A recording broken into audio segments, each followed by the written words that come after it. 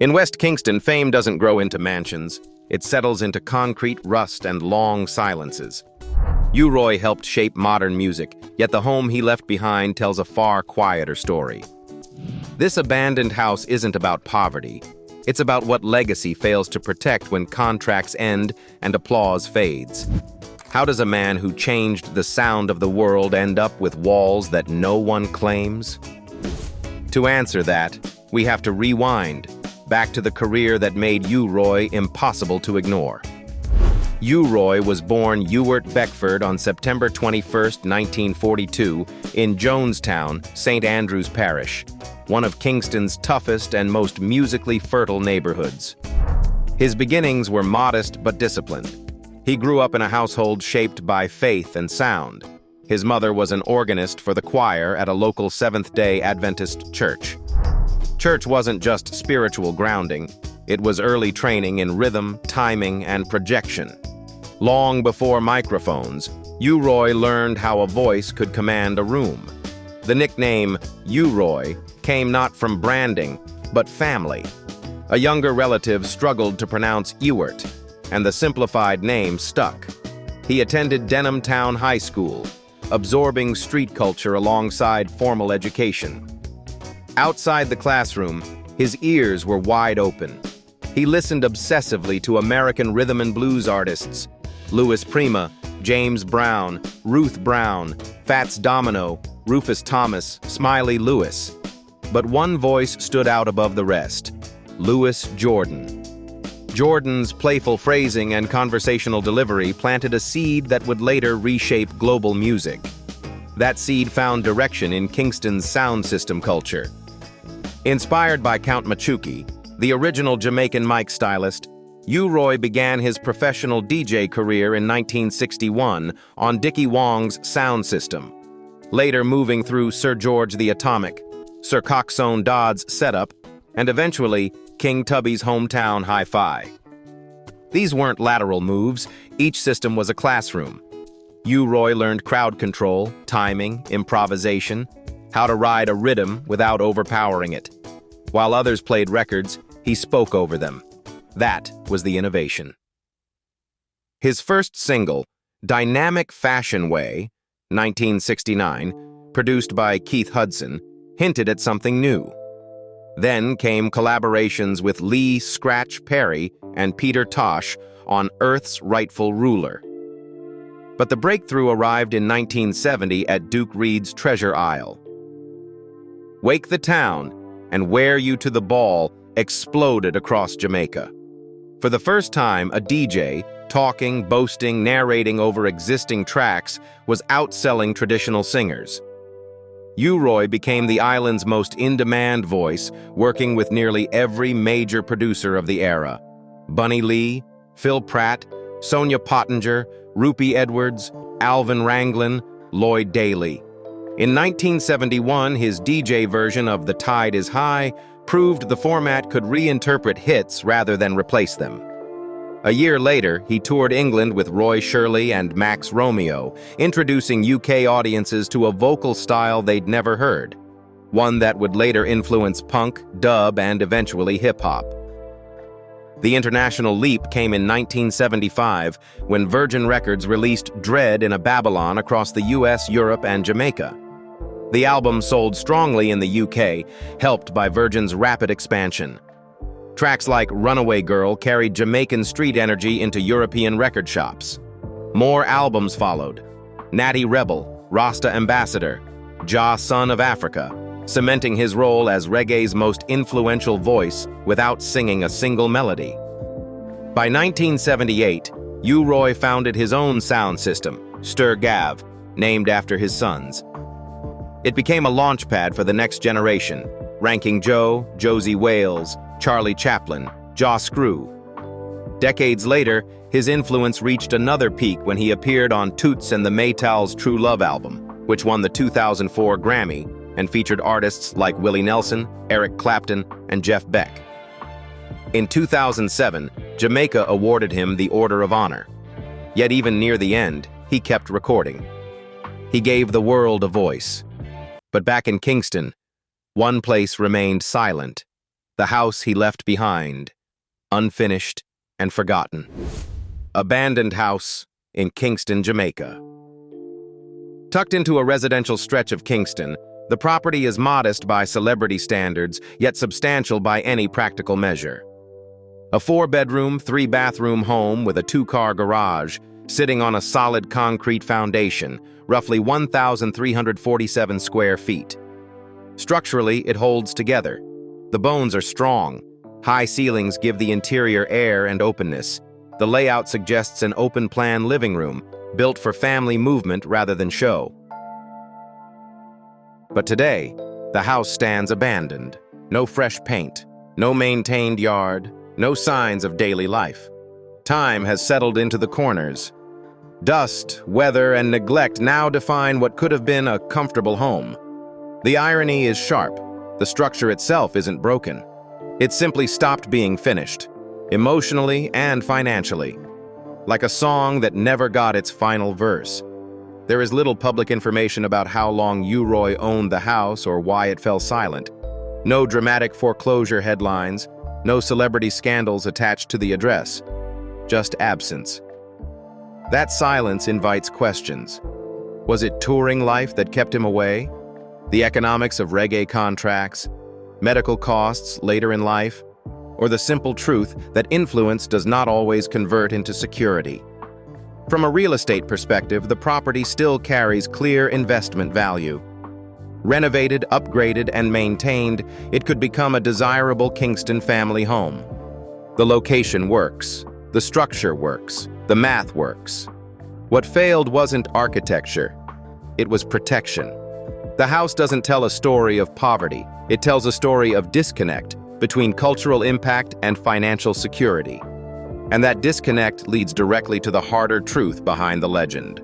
How a man who helped invent modern vocal performance earned his living, and why influence alone was never enough to secure the future.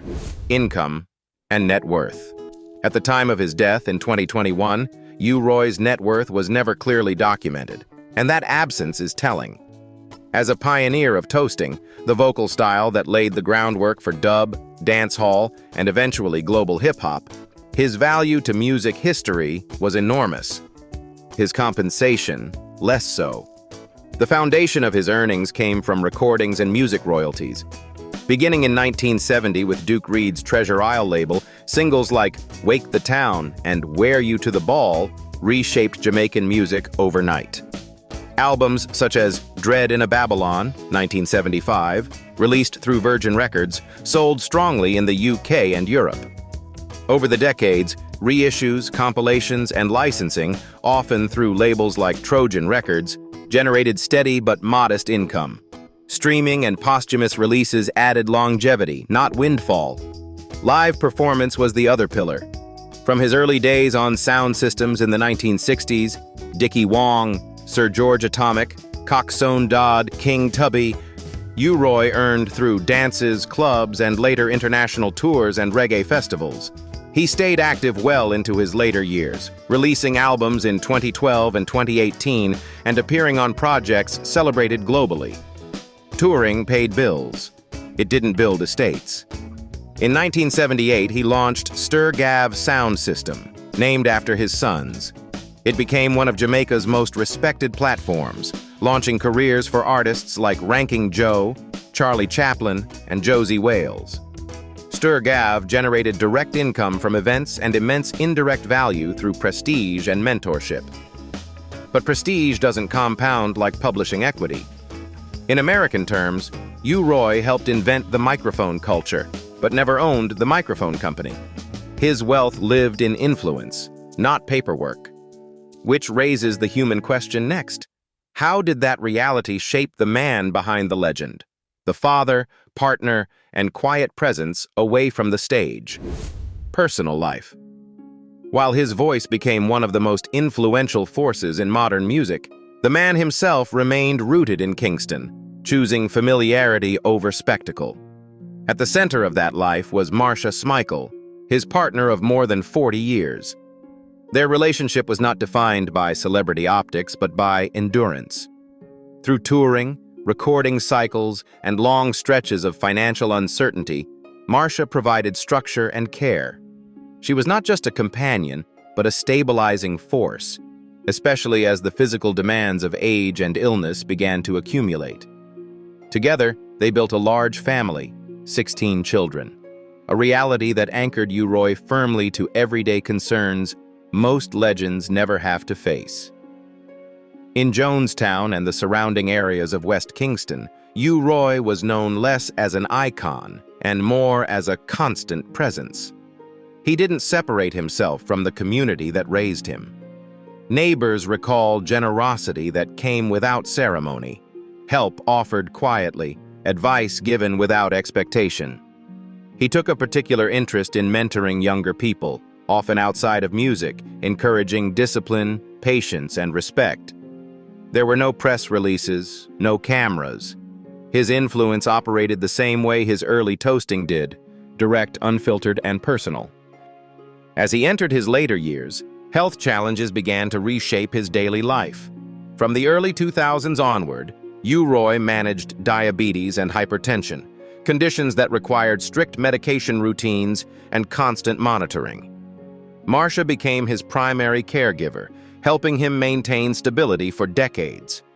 Over time, those illnesses led to severe kidney and bladder complications, gradually limiting his mobility and independence. Throughout the 2000s, hospital visits became frequent. He was repeatedly admitted to the University Hospital of the West Indies in Kingston, often for extended stays. Dialysis was recommended, but even as treatment intensified, U-Roy resisted the idea of fully stepping away from music. Instead, he adapted. Recording sessions moved closer to home. Activity slowed, but creativity never fully stopped. This period exposed a difficult truth about Jamaican music culture. Aging pioneers often depend on family care rather than institutional systems. By 2019 and 2020, his health had deteriorated significantly. Public appearances became rare, and his world narrowed to home, hospital, and family.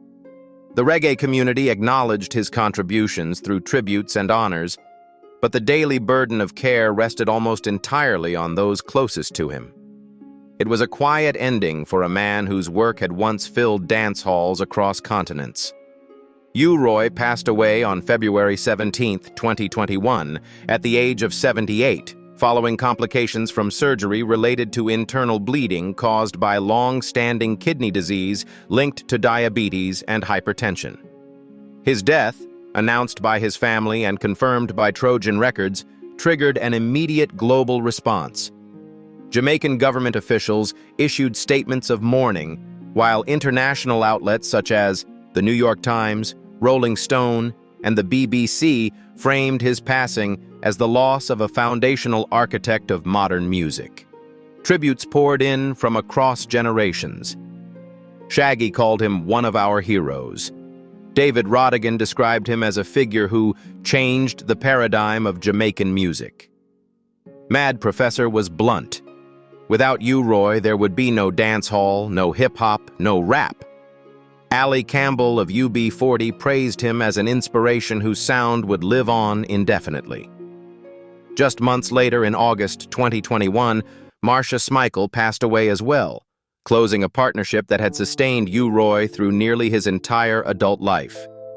Due to COVID-related delays and family arrangements, his funeral was held privately in May 2021 at Perry Funeral Home in Spanish Town, followed by burial at Dovecot Memorial Park in St. Catherine. The ceremony was intimate, but the mourning was widespread. When the tributes faded, what remained was not grandeur, but evidence. A family that carried the weight, a community that remembered. And in Kingston, an unfinished house standing quietly, reminding us that even the loudest voices can leave behind fragile spaces history doesn't always protect. If this journey made you pause, please like the video, subscribe to the channel, and share your thoughts in the comments. Your support helps keep these stories alive, so the pioneers are remembered, not just heard. Thank you for watching, and we'll see you in the next chapter.